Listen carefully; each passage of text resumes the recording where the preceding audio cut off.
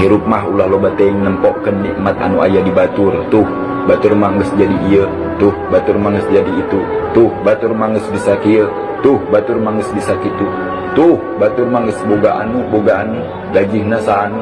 Ai urang iraha ulah loba teuing nempokkeun nikmat anu aya di batur.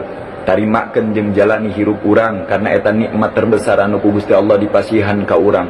Bahagia urang mungkin masih kene ditunda, tinggal urang nak sabar jeung jalani kahirupan urang. Eta langkung sae tibatan urang mikiran nikmat anu aya di batur. Kasusah entong disebar, kagundah entong diumbar. Aya anti, aya paranti, tungkul ulah asa hirup pang sangsarana, ulah asa hirup pang tebogana, ulah asa hirup pang susahna. Lamun hate jeung pikiran geus teu sajalan, sanggakeun ka Gusti Allah anu gaduh kahirupan.